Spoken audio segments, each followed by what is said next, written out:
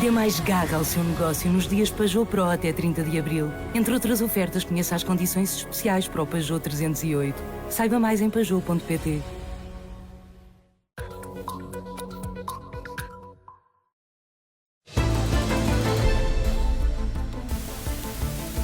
Pedro Nuno Santos insiste no voto útil e tenta diferenciar-se do LIVRE. Rui Tavares diz que o apelo do PS parte de uma posição derrotista.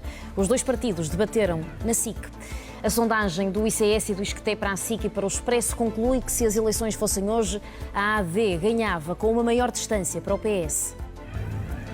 Delegações ucranianas, americanas e europeias encontraram-se hoje em Paris para discutir soluções de paz, mas a Rússia acusa a Europa de querer que a guerra continue. Boa noite, está com a edição da noite, seja bem-vindo. Donald Trump disse estar 100% certo de que haverá um acordo com a União Europeia sobre as tarifas.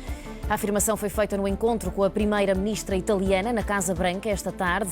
Giorgia Meloni foi a primeira representante de um país da NATO e da União Europeia a reunir-se com Trump desde o início da guerra comercial. No encontro com o presidente dos Estados Unidos, Meloni falou pouco. Confirmou apenas que convidou Trump a visitar Roma. Por outro lado, Trump aproveitou o momento para falar sobre quase tudo. Disse não ter pressa para lançar um ataque contra o Irão por causa do programa nuclear. E sobre a Ucrânia, garantiu apenas que o acordo sobre minerais vai ser assinado na próxima quinta-feira, depois de uma nova ronda de negociações com Zelensky.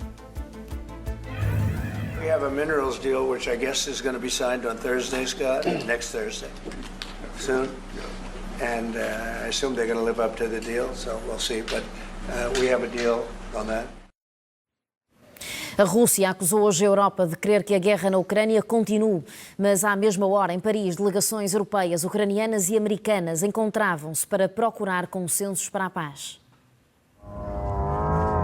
Prédios de habitação, lojas, restaurantes.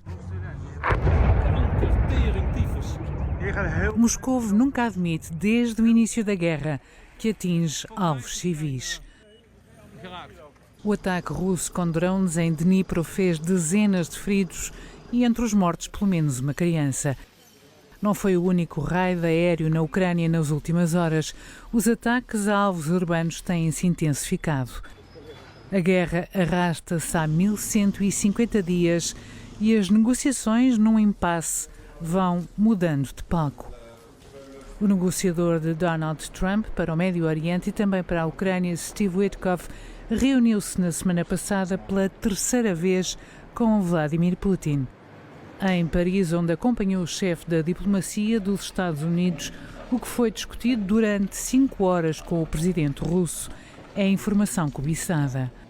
Poderá fornecer pistas aos líderes europeus sobre os passos seguintes da administração norte-americana que, justificando a necessidade de acabar com a guerra, se aproximou do Kremlin. A chegada de uma delegação ucraniana a Paris não foi previamente anunciada. As conversações, revela a agência Reuters, seriam entre Marco Rubio, Witkoff e as autoridades francesas, mas alargaram-se. Alemanha e Reino Unido participam nas reuniões bilaterais e multilaterais. Apesar de todos os sinais de que é a Rússia que está determinada a prosseguir a invasão da Ucrânia, o Kremlin tenta apontar o dedo à Europa. Дальше, конечно, ожидали бы проявления европейцами и украинцами ориентированности на поиски мирного урегулирования. К сожалению, от европейцев мы видим ориентированность на продолжение войны. Os encontros em Paris decorrem numa altura de crescente antagonismo dos Estados Unidos em relação ao velho continente. A imprensa ucraniana destacava esta quinta-feira um artigo na revista The Economist que relatava o desagrado de alguns conselheiros de Trump pelos esforços da Europa em fortalecer a Ucrânia. São nossos convidados na edição da noite Ana Cavalieri, comentadora SIC, e o general Vítor Viana, ex-diretor do Instituto de Defesa Nacional. Muito boa noite aos dois, bem-vindos, obrigada por estarem connosco. Vamos começar pelo encontro dos enviados de Trump à Europa. Marco Rubio e Steve Witkoff estiveram hoje reunidos com Macron em Paris. Pergunto-lhe, Ana Cavalieri, qual a importância deste encontro para pressionar Vladimir Putin?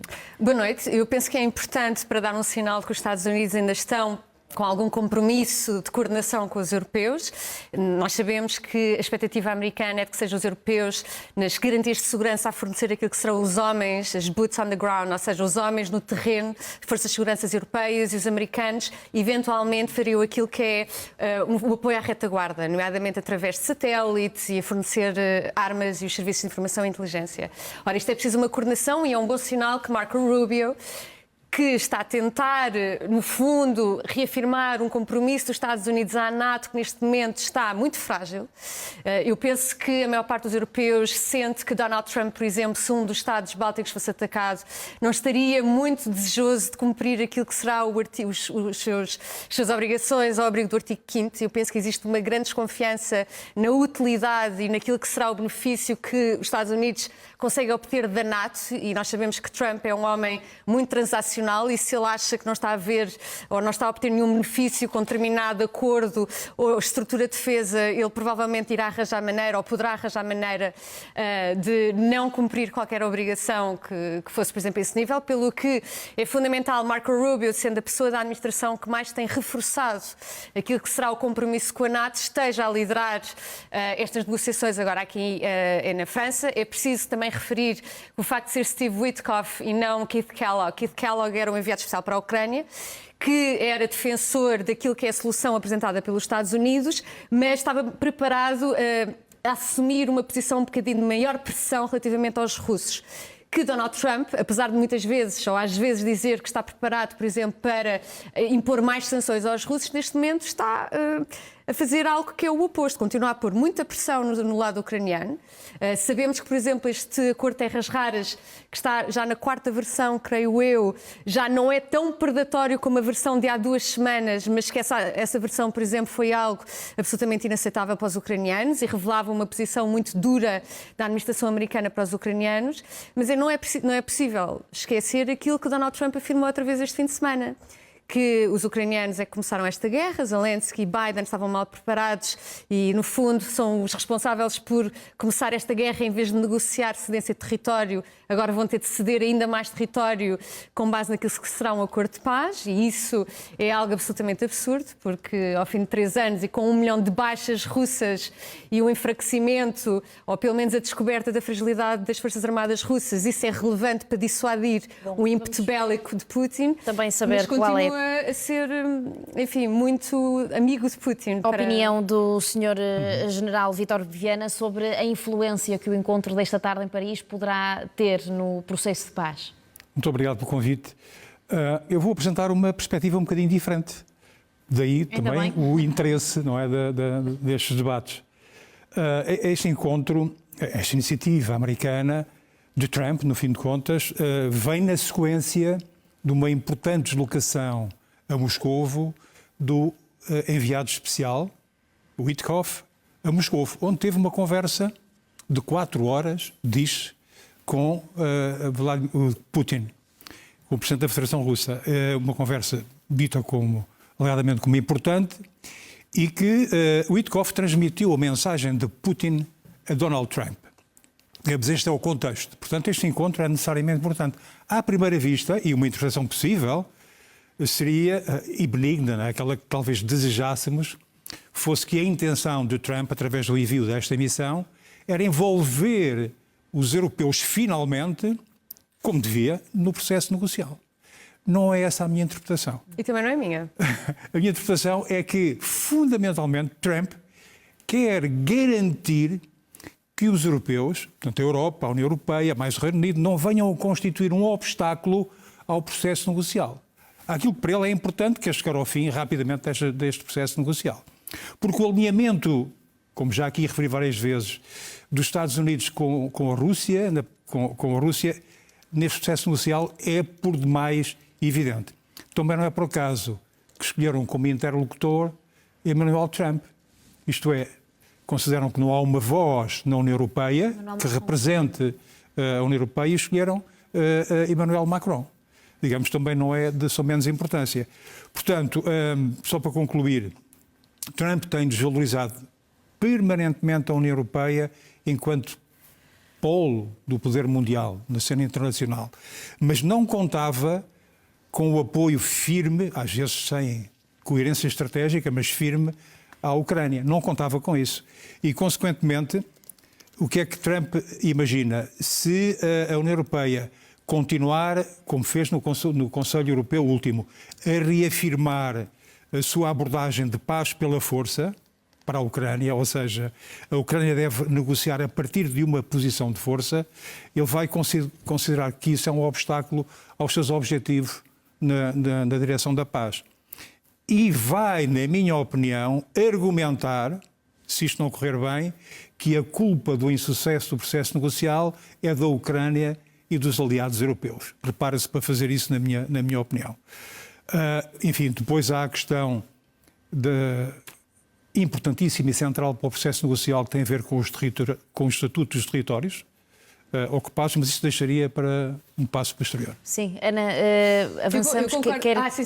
Não, diga. Eu concordo em parte. Eu penso que aquilo que é a negociação com o europeu é que o Trump precisa saber que é que está disposto a enviar tropas para haver qualquer avanço naquilo que seriam as garantias de segurança, porque Zelensky não irá concordar em nada se não souber pelo menos aquilo que conta depois de haver um eventual cessar-fogo. Nós sabemos que o alinhamento com a Rússia tem a ver com o facto de Trump identificar na China aquilo que é o seu verdadeiro adversário geopolítico, então quer fazer aquilo que Kissinger e o Nixon fizeram, mas ao contrário, quando foi tentar distanciar a China da Rússia, mas tentando se aproximar da Rússia, e o Nixon tinha feito relativamente à China.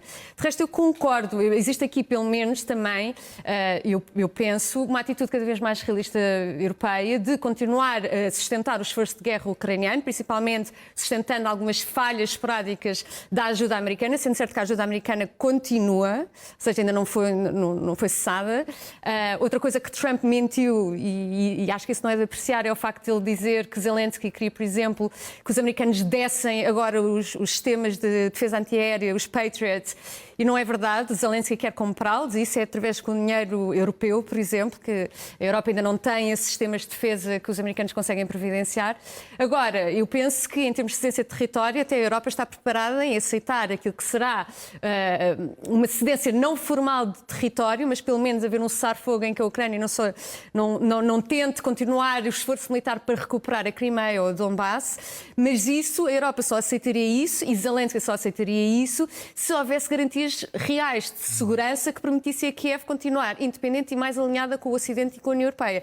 Ora, Trump ainda não deu sinais nenhuns que consegue fazer qualquer tipo de pressão, ou nem que está interessado, relativamente a Putin. Putin está só com medidas dilatórias neste processo de negociação, que é típico da diplomacia russa, de tentar, no fundo, potencializar estes encontros, com o Witkoff, quando, na verdade, nada está a ser avançado.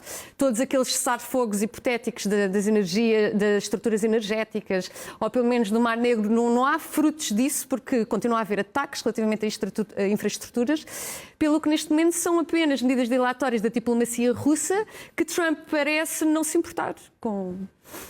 Sim, eu penso que a questão nuclear deste processo negocial é a questão dos territórios ocupados e qual é que vai ser o seu estatuto. E é conhecida a posição, que eu diria a posição americana. Talvez Marco Rubio não esteja nesse alinhamento, mas a pessoa de confiança de Trump para todo este processo negocial, como foi para o Médio Oriente, é o Witkoff. E sabe-se qual é a posição do Witkoff? Ela é pública, não é? Quer naquela entrevista que foi dada à Fox News, quer reiterada agora, muito brevemente, muito recentemente. Na opinião dele, se Zelensky não ceder já as regiões que são russófonas, não é? A Putin irá criar-se, o que ele diz, um elefante na sala, que vai bloquear o processo negocial. Bem, todos os planos conhecidos para a paz, americanos, mesmo o plano de Keith Kellogg, que está afastado do processo. Sim, completamente afastado. American First Report, esse relatório, antes de tomar posse o presidente americano, dizia a mesma coisa, é congelamento do conflito ao longo da linha de contacto e cedência do território, dos territórios ocupados à Federação Russa. Este é o filme, digamos, mas isto cria um dilema muito grande para Zelensky. Ou seja, aceitar uma perda de território sem garantias de segurança dos Estados Unidos da América ou continuar a combater sem o apoio americano. É um dilema. Agora, Macron, julgo eu, para concluir, julgo que vai tentar e aproveitar este ensejo, esta oportunidade, para ganhar um lugar à mesa das negociações, para pôr a Europa finalmente no processo negocial. Vai tentar. E deve tentá-lo porque a Europa tem uma palavra fundamental a dizer no tipo de paz a alcançar e na nova arquitetura de segurança europeia pós-conflito. É fundamental em aquilo que pode ser, digamos, a construção europeia pós-conflito. Agora, a Europa também tem de procurar a estratégia adequada para lidar com Trump. É fundamental. Porque até este momento tem resultado uma grande incapacidade de desenhar um plano de paz. Ficou na decorrência da Cimeira de Londres, se recorda, ficou de apresentar um plano de paz, um projeto a Trump. Até agora não conheço nenhum plano de paz. E, portanto, não tem um roteiro para a paz. Tem de se afirmar nesta medida. Não é só falar na paz pela força e reforçar, digamos, a Ucrânia na sua resiliência e na sua resistência ao invasor. É também pensar no end state. Como é que se pode sair? Como é que há uma saída, digamos, para encontrar uma solução durável de paz no futuro? Tem de se afirmar por essa via. E, portanto, tem um papel a desempenhar certamente, mas tem de se afirmar. Tem de se afirmar, afirmando-se também com um projeto de paz.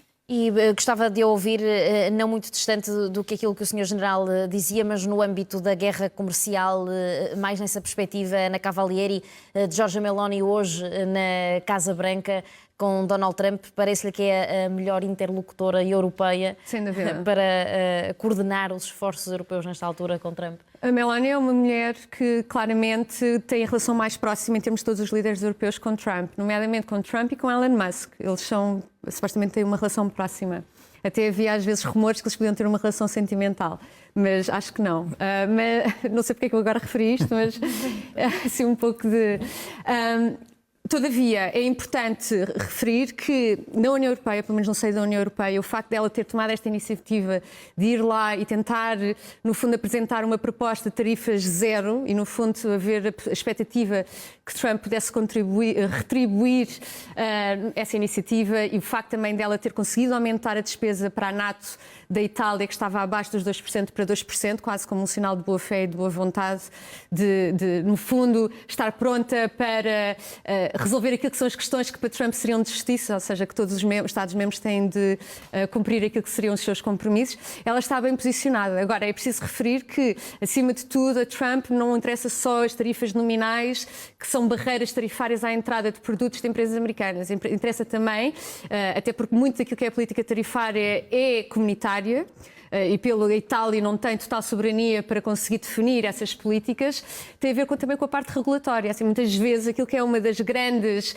queixas de Trump é que não é só apenas as barreiras tarifárias que faz com que a Europa seja um centro protecionista relativamente a bens americanos, mas também são todas as disposições regulatórias que na prática aumentam os custos às empresas americanas a um ponto em que não estão a competir em pé de igualdade com empresas e produtos europeus. Isso é uma queixa que não é só Trump que faz, já várias administrações fizeram. Acima de tudo, isto, tal como na Rússia, tem tudo a ver com a Rússia e a Ucrânia, tem tudo a ver com a China.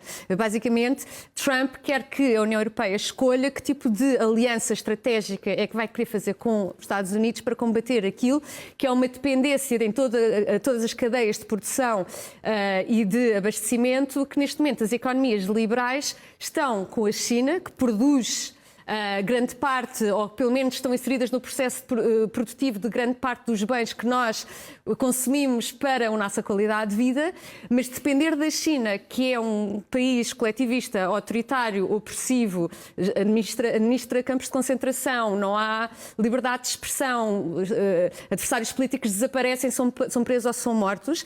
A Europa pode odiar Trump, mas acima de tudo Trump tem a expectativa que os interesses económicos de maior distanciamento e independência relativamente à China, que faz uma campanha ativa de subversão, de vigilância, de espionagem relativamente às sociedades ocidentais, seja o suficiente para aliciar a Europa a fazer tratados comerciais que são mais benéficos para os Estados Unidos do que os que estão em vigor. Muitas vezes eu vejo pessoas a dizer, bem, isto agora os Estados Unidos estão-nos a tratar mal, então vamos virar-nos para a China. Se existem lucubrações morais que nós, europeus, fazemos relativamente a Trump como líder e como homem, não é preciso esquecer que os Estados Unidos ainda são um Estado liberal com o enquadramento constitucional de que é semelhante ao nosso em termos de liberdades e garantias, pelo que a aliar-nos, não só em termos económicos, mas também morais, ainda continua a ser preferível, penso eu, os Estados Unidos da América do que a alternativa de sermos vassalos ou dependentes da China. Sr. General, mesmo para terminarmos, gostava de lhe pedir um comentário à notícia de que a Casa Branca propõe cortes de cerca de 50% no departamento que financia Nações Unidas, também a sede da NATO. Que sinal é este? Sim, não é uma boa notícia, mas há alguma confusão em relação aos tipos de financiamento quer da NATO, quer da Organização das Nações Unidas. E, portanto, não se pode, digamos, logo tirar uma conclusão, e em termos de narrativa isso tem sido comum, estamos a pôr a NATO entre parênteses, a anunciar a morte prematura da NATO. Penso que não é isso que se trata. Há um processo nos Estados Unidos que passa pelos cortes de financiamento do Estado, do aparelho de Estado, e, portanto, insere-se neste aspecto, digamos, esta medida. Mas isto refere-se apenas a 0,3% das despesas da NATO. Porque trata-se o financiamento da NATO envolve o financiamento direto e o indireto. O indireto é o mais importante, que é aquele que envolve a disponibilização das forças, meios e efetivos para a organização. E, digamos, é esse que envolve o maior volume de recursos financeiros. Porque o direto, que é isso que estamos a falar, representa 0,3% só do orçamento da NATO. E, para concluir, são fundos comuns, mas que são importantes para o funcionamento normal da organização, para a estrutura militar, para a organização do comando. Portanto, o que se trata aqui é, digamos, os Estados Unidos, o contributo dos Estados Unidos é de 15,8% para o orçamento, para este orçamento comum da NATO. Ou seja, um sexto da despesa. E é igual ao da Alemanha, paga exatamente o mesmo. Ana, antes de terminarmos, queria ouvi-la rapidamente sobre o caso do homem que foi deportado dos Estados Unidos para El Salvador por engano, por um erro administrativo. O Supremo Tribunal norte-americano pede que ele regresse, mas El Salvador não permite que ele seja libertado. Que caso é este que está a chocar?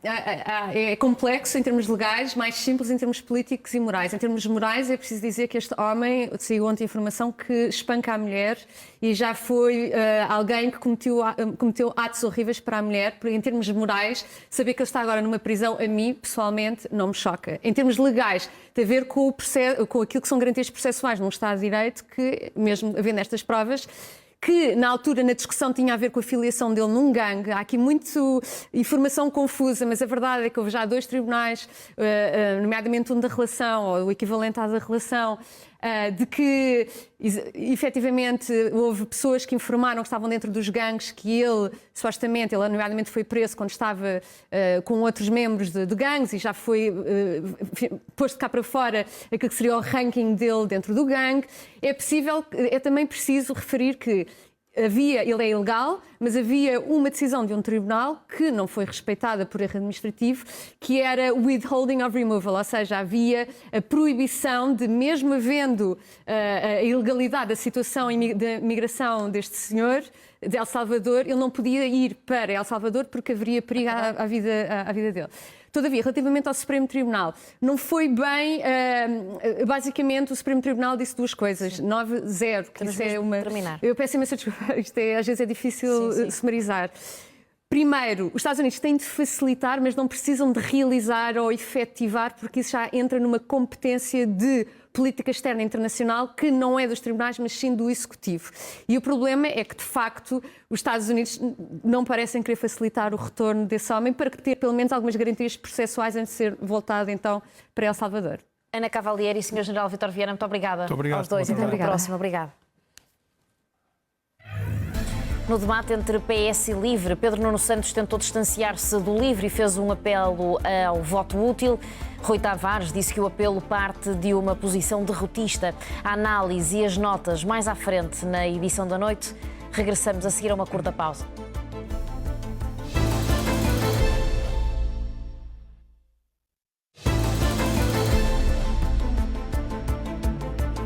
Morreu o cantor Nuno Guerreiro, vocalista da Aula dos Namorados, tinha 52 anos. Mais à frente recordamos a obra do artista que marcou várias gerações. Última noite de debates para as legislativas antes da Páscoa. PS e Livre estiveram frente a frente, também André Ventura e Rui Rocha. A análise e a pontuação dos comentadores da SIC aos dois debates. A seguir uma curtíssima pausa. Até já.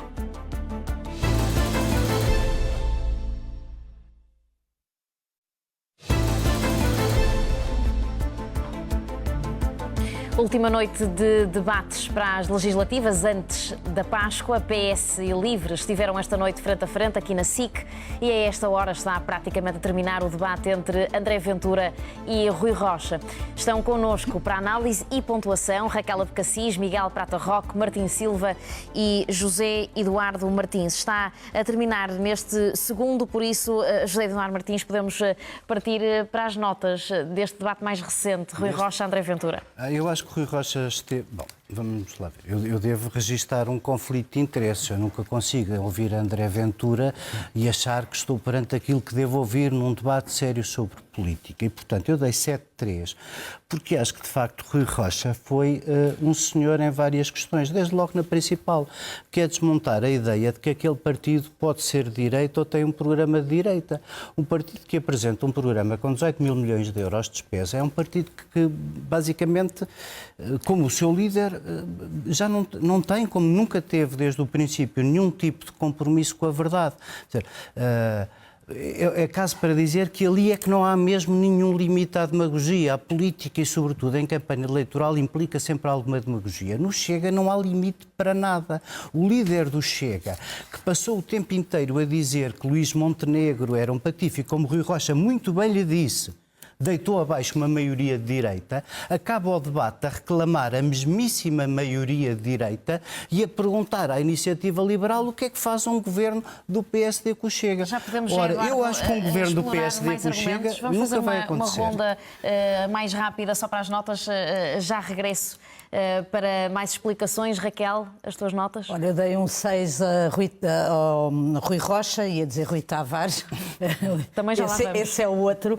A Rui Rocha e dei um 8 a André Ventura, porque, enfim, a nota inicial é que devemos avaliar os debates de acordo com aquilo que são os objetivos dos protagonistas e parece-me que André Ventura conseguiu em 70% do debate controlar os temas, controlar o debate, fazer valer os seus pontos, que depois é bom também nós registarmos que são cortes que depois serão feitos nas redes sociais e bombardeados para os hipotéticos apoiantes e eleitores de André Ventura, e nesse sentido eu acho que ele ganhou claramente o debate. Estou de acordo com o Zé na questão de que acho que Rui Rocha teve um ponto importante, pelo qual aliás deveria ter começado, que foi a questão de acusar o programa do Chega, no fundo, de ser socialista. Eu acho que é um argumento essencial. E as dos imigrantes e outras coisas que são basicamente dirigidas a tudo, menos à liberdade de uma vida em sociedade com o partido de direita. Mas do ponto de vista da argumentação, dizer e sublinhar que o programa do Chega, no que diz respeito à economia, é essencialmente um programa socialista, parece-me que foi um ponto importante que Rui Tavares deveria ter começado por ele e não terminado. Martim, as tuas notas? Bem, eu nem tanto ao mar nem tanto à terra, portanto, depois de ter ouvido estas primeiras duas opiniões, é o segundo debate em 2 dias seguidos de André Ventura que eu assisto e que analiso e que dou nota, e depois da arruaça completa que foi o debate da véspera, com Paulo Raimundo, eu acho que, apesar de tudo, o debate de hoje, à direita, foi...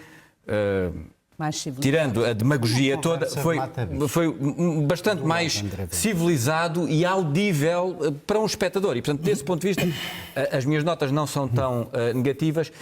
Em boa verdade, a negativa para André Ventura e a vitória para Rui Rocha para mim, tem só um argumento. Cada um tem as suas linhas vermelhas. Não quero estar a citar o nome do outro programa. A minha é esta. Quando André Ventura, a propósito da imigração, diz qualquer máfia do Bangladesh faz qualquer contrato de trabalho. Isto é uma bandalheira, como se viu agora em Braga. Mistura alhos com bugalhos. Bangladeshianos com brasileiros. Mistura alhos com bugalhos. Assuntos que não têm nada a ver, para assustar as pessoas, cavalgar o medo completamente irracional a propósito do crime de Braga. E, portanto, eu estava a assistir ao debate e não consigo dar positiva a quem diz isto num frente a frente. Miguel Prata Roque, as notas. Bom, eu atribuí 6 a André Ventura e 5 a Rui Rocha e faço, mais uma vez, eu tenho dito isto várias vezes nas avaliações que faço. Eu sinto-me muito mais próximo das ideias que foram defendidas por Rui Rocha, mas não é isso que estou a avaliar neste debate. Eu julgo que na primeira parte do debate André Ventura foi quase que como que um cilindro compressor da iniciativa liberal e do próprio Rui Rocha. Colocou numa posição que é: eu valho 21%, porque é isso que diz hoje a sondagem publicada pelo Expresso, e o senhor vale 4%. E, portanto, a direita só poderá governar se contar comigo. Se isto é verdade ou não, não sei. Eu, aliás, dei nota positiva a Rui Rocha, porque o achei bastante fraco relativamente, por exemplo, às matérias relativas ao Serviço Nacional de Saúde. Há uma passagem em que Rui Rocha defende seguros privados de saúde, esquecendo-se que, por exemplo, que em Arganil ou em Monchique não há simplesmente nem médicos, nem hospitais, sejam públicos, sejam privados, e, portanto, é uma visão um bocadinho lírica do mundo. E depois a crítica de André Ventura às privatizações da Caixa Geral de Depósitos e da TAP, na minha perspectiva, também calou um fundo a quem o ouve, porque não se percebe porque é que o Estado há de estar a privatizar empresas que dão lucro e que, portanto, podem ser utilizadas para criar mais bem-estar e para depois redistribuir dinheiro. Eu acho que ambos, eu não estou aqui posso depois fazer algumas críticas relativamente aos dois intervenientes, mas eu acho que o essencial da discussão foi esta, e eu acho que Rui Rocha aí esteve bem, que foi dizer o seguinte e esclarecer: consigo eu não estarei num governo de direita.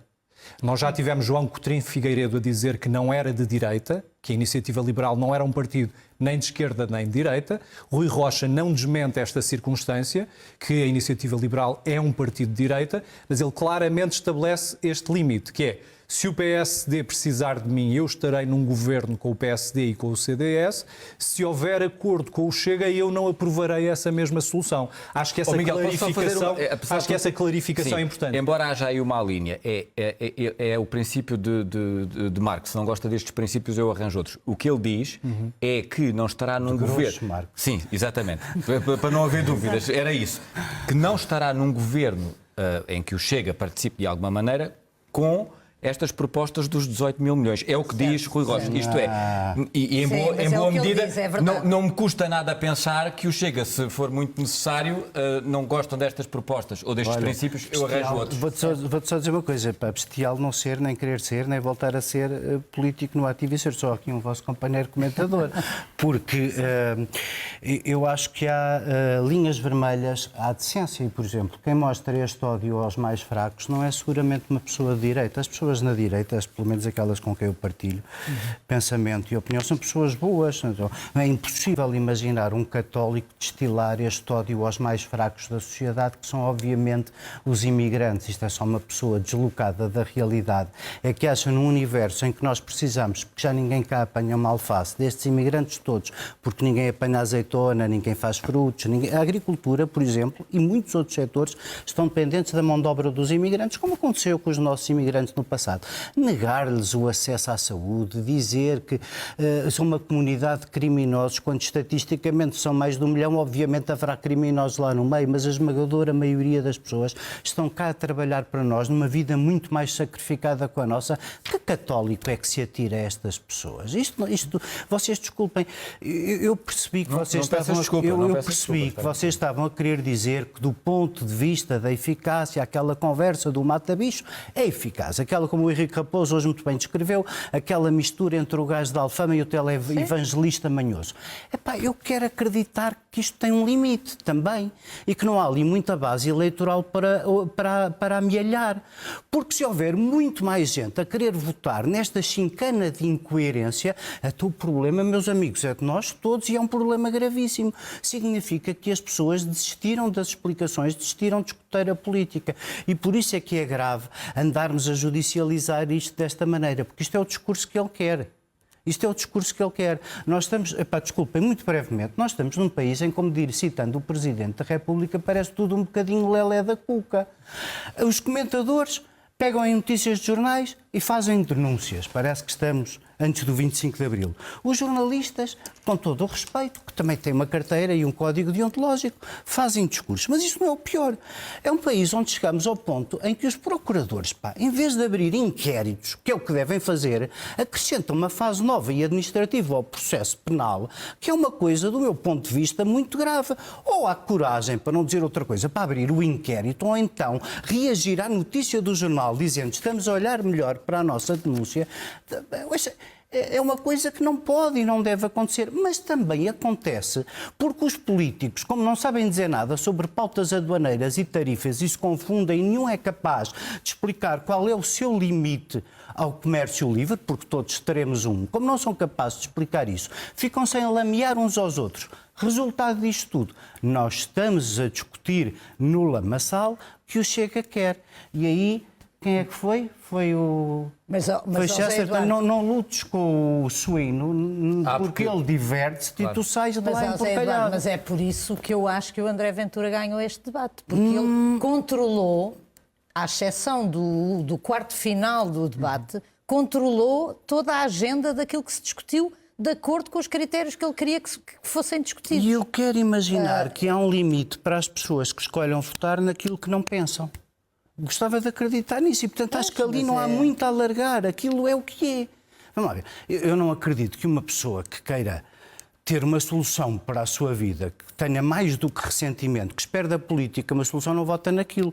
Se aquilo rende, é porque as pessoas deixaram de esperar da política uma solução. Isso é um problema grave para todos. Mais pormenores deste debate que queiram partilhar para seguir para o Basic? Eu queria só dizer uma nota que tem que ver, aliás, com a sondagem e que pega com aquilo que o Miguel disse, que eu acho que é relevante, porque quando se estava ali a falar de cenários, viabilizam um governo com o Chega ou isto ou aquilo. Sim. A sondagem de hoje do Expresso e do SIC, eu acho que tem um dado muito relevante, está a ser pouco explorado, que é, a AD vai à frente, naturalmente, mas com estes dados pode acontecer uma coisa, que é o Parlamento ficar diferente do que era até agora. Embora pareça que não.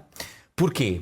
A esquerda toda somada, que agora tem mais votos e mais deputados do que a direita toda somada, estou a excluir o Chega, tirando o Chega naturalmente, que é o terço que não conta, e agora pode passar com esta sondagem a que a direita, a AD mais IEL, tem mais votos e mais deputados, em vez dos menos 3 ou 4, ter mais 3 ou 4 deputados e percentagem de votos, e isso pode fazer uma enorme diferença do ponto de vista da governabilidade. Porque o que isto quer dizer é que basta o Chega, durante os próximos anos, abster-se em tudo, e a esquerda nunca vai conseguir inviabilizar nada da direita. Isto pode fazer muita diferença.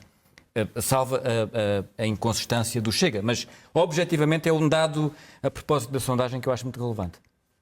Bom, eu acho que devemos valorizar todas as sondagens, mas há uma nota que me deixou de pé atrás, que é a circunstância de terem feito 2.800 inquéritos e só 800 pessoas terem respondido.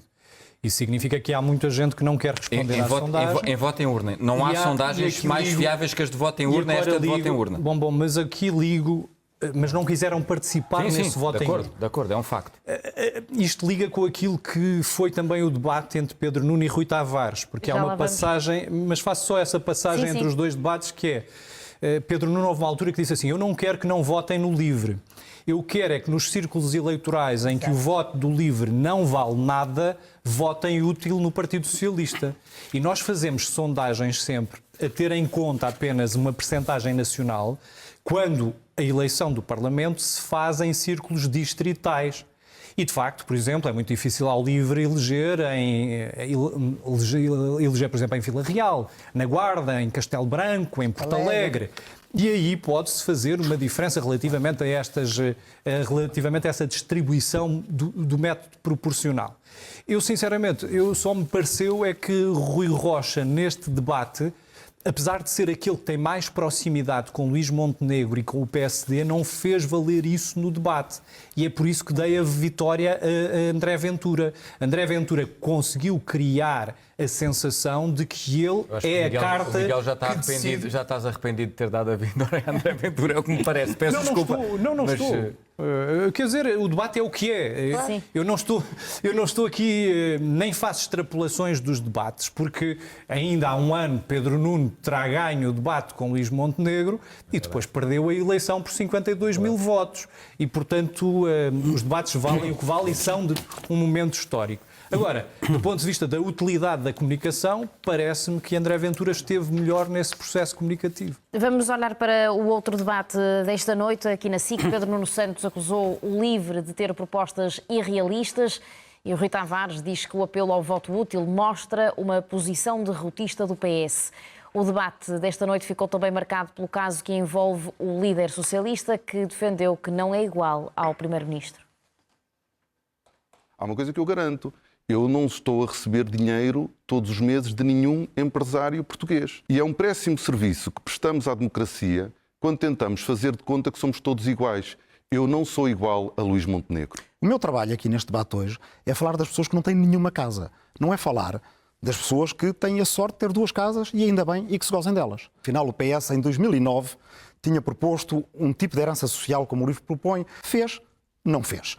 É preciso, para as ideias serem implementadas, que quem apresenta as ideias tenha força com elas. O Rui Tavares apresenta uma proposta que no seu valor é mais generosa, mas é também mais irrealista. Todo o discurso do voto útil, e mesmo um mês antes das eleições, é um discurso que parte de uma posição mais derrotista. Pedro Nuno, desculpa dizer-lo, o PS pode ficar com um voto a mais. Eu, aliás, até desejo que fique. E até te digo uma coisa, Pedro Nuno, não precisas de vir roubar 50 mil votos. Eu não quero roubar nada, os votos são das pessoas, não são meus nem do Rui. Sim, mas só precisarias de buscar 25 mil AD. Tão importante que não haja dispersão de votos, que o Partido Socialista possa vencer as eleições e formar um governo.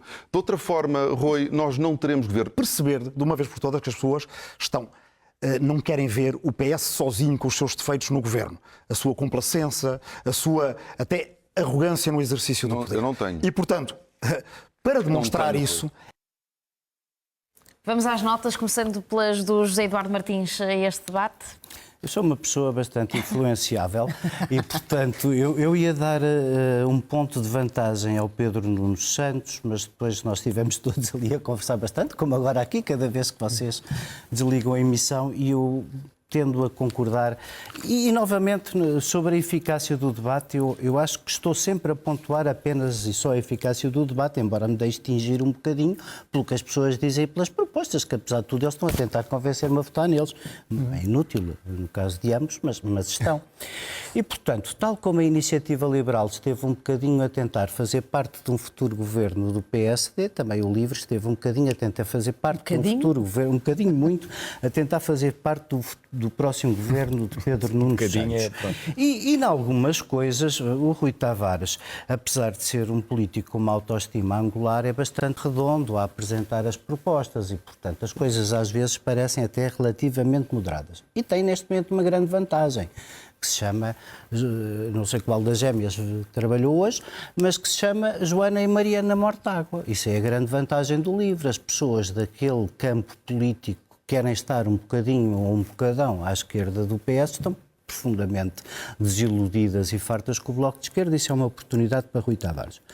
Mas, no essencial, o esforço de Pedro Nuno Santos para parecer mais sério, moderado e credível como Primeiro-Ministro resultou de uma ou duas coisas que eu achei bem ditas. Por exemplo, a demagogia da impossibilidade do imposto sucessório foi muitíssimo bem criticada.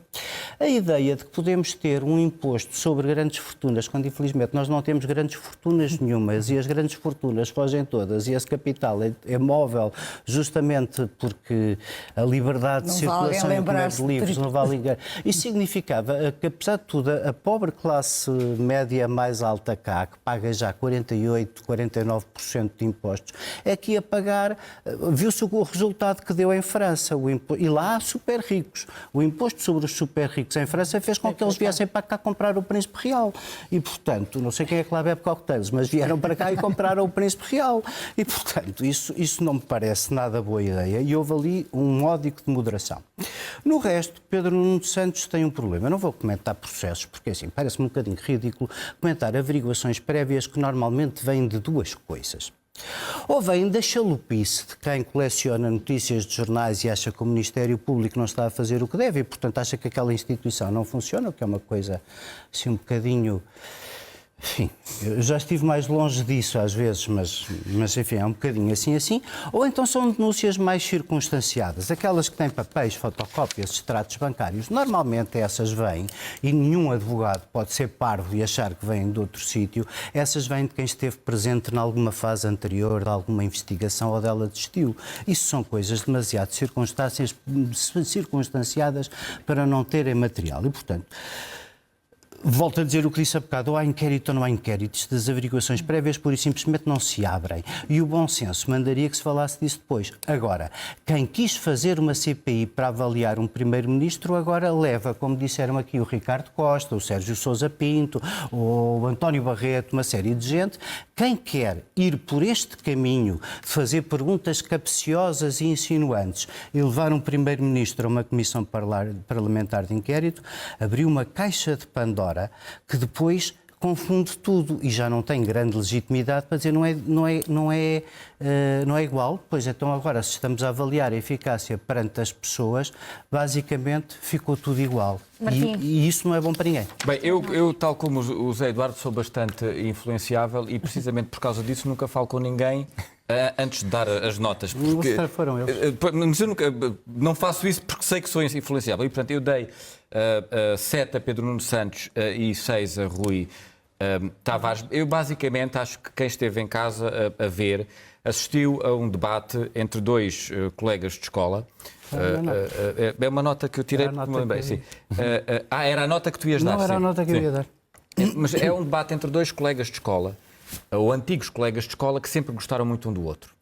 E que um até se propôs namorar com o outro. E por há isso muito só falam tempo. das coisas fáceis. Mas para azar dos Tavros, o outro namorou com várias pessoas da mesma escola, mas nunca namorou com aquela pessoa. E ficou aquela coisinha, aquela faísquinha ali ao longo dos anos que nunca aconteceu. Pode ser desta vez, e de facto está tudo encaminhado, caso o eleitorado se proponha para isso. Portanto, desse ponto de vista, o debate não é muito. Não, às vezes, olha, isso é o amor ao Zé Eduardo. Eu aí. O que não foi. Eu acho que, apesar de tudo, o Rui Tavares é sempre muito bom nos debates e, portanto, goste-se dele ou não, ele é uma pessoa muito preparada. Eu acho que aquela pose serena, séria, de alguém que diz as suas propostas são muito boas, mas olha, eu vou ter que estar no Conselho de Ministros a aprovar um orçamento, a governar o país. Eu tenho que lidar com a realidade. E eu acho que isso o coloca um degrau acima. E por isso dei uma nota a mais. Só uma nota, porque o Zé Eduardo atirou-se logo para a questão das casas e do processo. E, portanto... Eu não me atirei para a questão nenhuma das casas. Eu não quero saber de nenhum dado concreto. Sim, mas... O que eu estou a dizer é que não faça mais pequena ideia do que são as denúncias que suscitaram as averiguações prévias e, portanto, por isso é parvo. Eu estou de acordo. E nem sequer estou a discordar de ti, mas só para dizer um ponto. Obviamente, eu acho que isso é algo que, nesta altura, factualmente prejudica ou atrapalha Pedro Nuno Santos, parece-me uma evidência, e também não é inteiramente justo que há 2 meses tínhamos valorizado a abertura de uma averiguação preventiva em espelho, portanto, a Luís Montenegro, e que a dada altura a sociedade, quando há outra que é aberta visando Pedro Nuno Santos, desvalorize completamente ou não ligue. Eu, uma vez mais, não estou a dizer que foste tu, mas é um dado objetivo que foi valorizado quando foi aberta uma investigação por isso é que preventiva. Dito isto, factualmente, há um ponto em que eu concordo quando Pedro Nuno Santos diz eu não sou igual a Luís Montenegro, não é dele ser igual ou não, é os casos, com os dados que nós temos, são totalmente diferentes. Totalmente diferentes. Um é uma árvore, o outro é uma floresta. Com os dados públicos que houve, por exemplo, estou a falar da Spinum Viva, a questão do inquérito há 2 anos aberto no Porto que corre. Há muito mais dados à volta de Luís Montenegro do que este de hoje. Isso parece um objetivo. É mesmo isso, desculpa Martim, que eu acho que não devemos fazer. Ninguém se deve substituir à Justiça sob pena de perdermos a separação. Substituir à Justiça se estivéssemos a julgar. Agora estamos a olhar para documentos que existem e analisamos. Isso é a vida. Miguel Prata Roque, Bom, as notas a este primeiro debate também. Eu atribuí 8 a Pedro Nuno Santos e 8 a Rui Tavares. Acho que um que se comportou como um potencial primeiro-ministro e outro se comportou como um potencial parceiro de governo, e acho que os dois cumpriram bem essa função. Depois, no pouco tempo que tiveram, conseguiram falar com alguma substância, coisa que não aconteceu no debate anterior. Por exemplo, a minha avaliação fraca de André Ventura, porque apesar de o colocar à frente do olho 6, é porque ele não apresenta soluções, por exemplo, em matéria de saúde. E Pedro Nuno Santos e Rui Tavares apresentaram soluções, por exemplo, em matéria de combate e prevenção da corrupção, diferentes até de um para o outro. Apresentaram propostas também relativamente ao tratamento dos idosos e à inclusão dos idosos. E depois a parte mais importante para mim foi esse diálogo sobre... Rui Tavares trouxe um caderno de encargos para um futuro governo do Partido Socialista e disse assim, se vocês aceitarem isto, eu viabilizo esse governo. Obviamente que talvez seja um pouco lírico, porque aquilo que lhe explica Pedro Nuno Santos é, bom, mas eu não ganhei a eleição há um ano porque não tive 52 mil votos e preciso dos votos do eleitorado do LIVRE para poder ter mais um voto do que a AD. Rui Tavares, de qualquer das formas, responde-lhe bem, dizendo assim, bom, então vá roubar votos ao eleitorado moderado, porque se tivesse roubado 26 mil votos à AD, tinha vencido essa mesma eleição e não precisava dos meus votos. E depois recorda os maus momentos das maiorias absolutas do PS, porque diz assim, o eleitorado de esquerda não quer que o PS governe sozinho, porque... teoricamente terá uma má experiência com o governo de José Sócrates, na perspectiva deste eleitorado de esquerda. Mais uma vez, eu não estou a tomar posição quando faço a avaliação destes debates, mas do ponto de vista do eleitorado de esquerda, o Partido Socialista precisa de ser controlado por partidos de esquerda para eventualmente manter medidas que são favoráveis a esse eleitorado. É por isso que eu acho que houve aqui um empate. Pedro Nuno Santos, de facto, parece alguém mais credível na perspectiva de que sabemos que o LIVRE não tem condições de formar governo, mas de qualquer das formas julgo que Rui Tavares não cortou essas pontes e isso valoriza-o em comparação com outros partidos de esquerda que manifestamente o eleitorado pode achar que não é um voto útil porque será um voto desperdiçado. Raquel, as tuas notas. Eu também dei um empate, dei um 7-7. E pegando ali na imagem do namoro, quando estávamos a assistir ao debate e chegámos ao fim, a frase que eu disse foi... Mas eu acho que percebe. A frase que eu acho que resume o debate é assim, nós podíamos namorar, de facto... É a última rapariga lá do Recreio com quem o Pedro Nuno ainda não namorou. A carta veio pela mas Zefa do a quem ainda não fechou completamente a porta. E, portanto, eu acho que é a frase que resume o debate.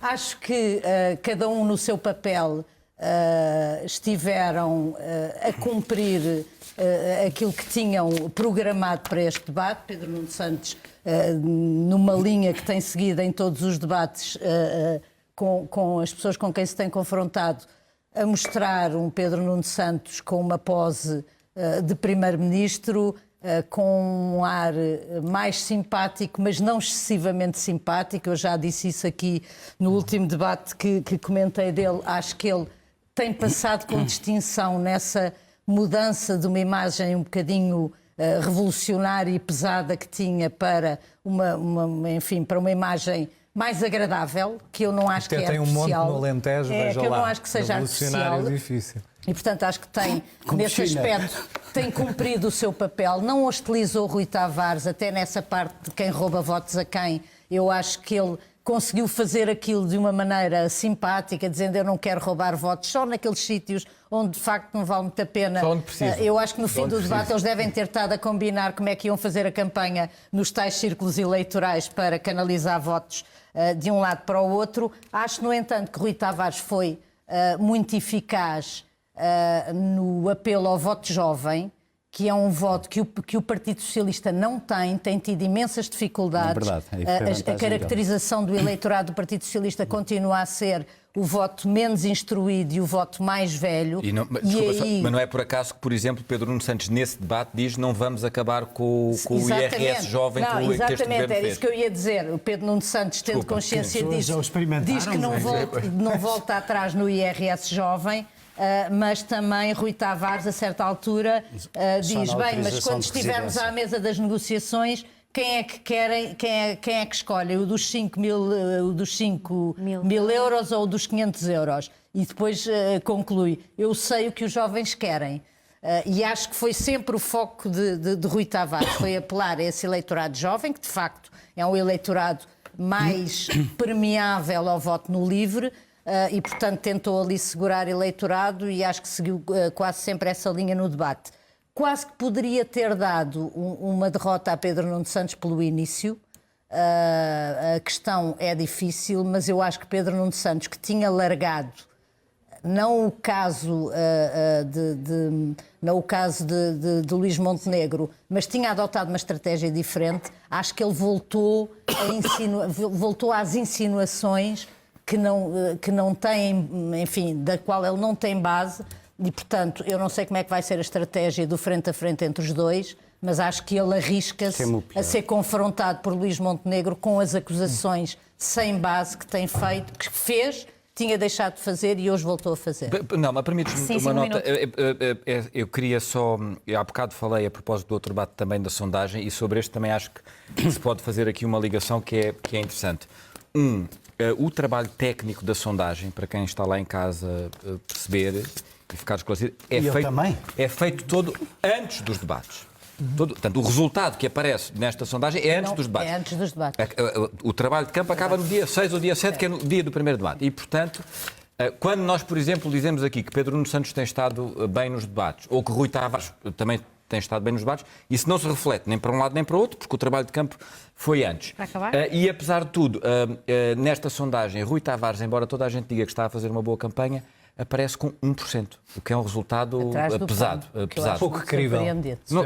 Eu acredito na sondagem como acredito nas instituições. Olha, sou assim. Eu também acredito em bruxas. Miguel Prata Roque, Raquel Abcacis, muito obrigada aos quatro por terem vindo à edição da noite. É tempo agora de seguirmos com o Polígrafo SIC especial ao último debate desta noite entre André Ventura do Chega e Rui Rocha da Iniciativa Liberal.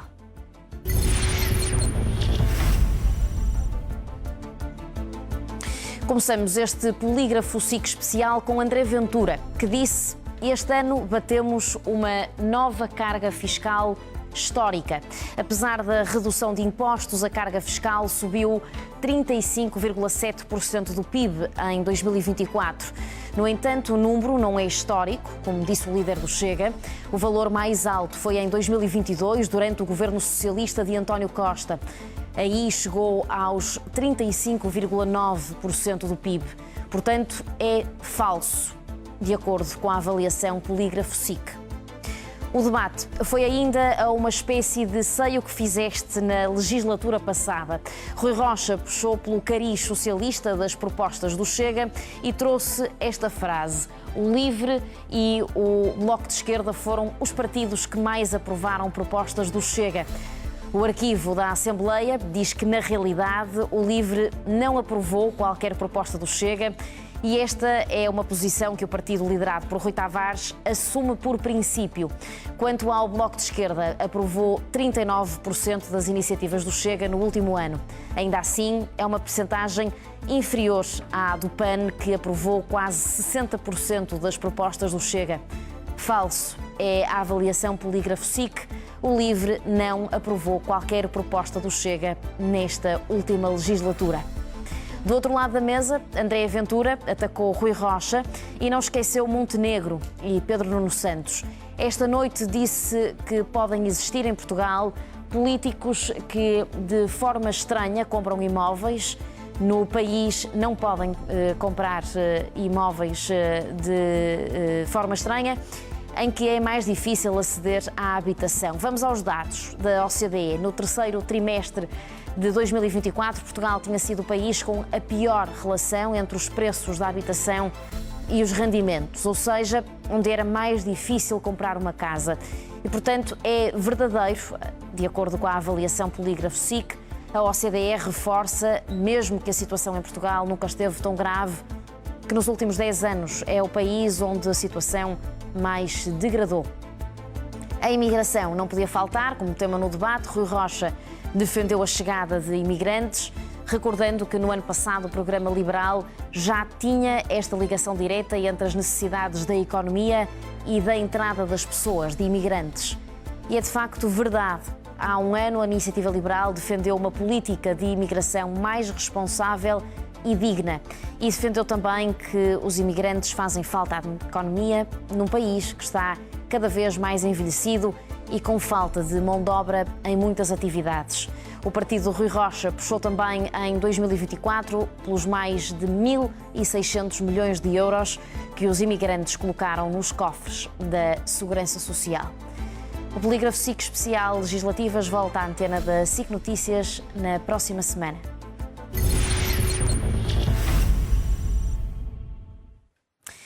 Morreu o cantor Nuno Guerreiro, vocalista da Aula dos Namorados, tinha 52 anos. Espreito por uma porta encostada, sigo as pegadas de luz. Peço ao gato Chiu para não me denunciar. O momento foi de homenagem a Sara Tavares, que morreu em 2023. Nuno Guerreiro interpretou nos Globos de Ouro da SIC, um tema que sempre cantou com a artista. Foi usada a voz de Sara Tavares e a atuação emocionou o público.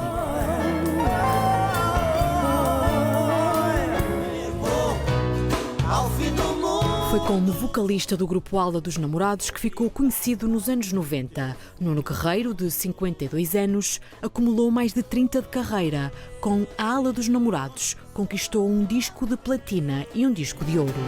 Com esta voz que Deus me deu, uma luz que se acendeu. Não podemos perder tempo. Temos que viver, temos que ser como nós somos. Temos que aprender a ser felizes e a gostar de nós próprios. Com todas as qualidades e defeitos, mas gosto muito de mim e tem sido uma luta grande, mas é uma luta maravilhosa. Pelo céu, as cavalitas. A notícia da morte do cantor foi avançada pelo presidente da Câmara de Loulé, cidade onde nasceu. Nas redes sociais multiplicam-se as homenagens. Rui Macena destaca uma voz excepcional. O Presidente da República relembra o incentivo que deu às gerações mais novas. E Luís Montenegro lamenta a perda para a música portuguesa. Nuno Guerreiro morreu esta quinta-feira no Hospital de São Francisco Xavier, em Lisboa, vítima de uma infecção grave. A informação foi avançada pelo Cineteatro de Loulé, onde o artista trabalhava há cerca de um ano. Cacau, é tão bom. A edição da noite desta quinta-feira, já a seguir o Eixo do Mal. Da minha parte é tudo. Boa noite. Até amanhã.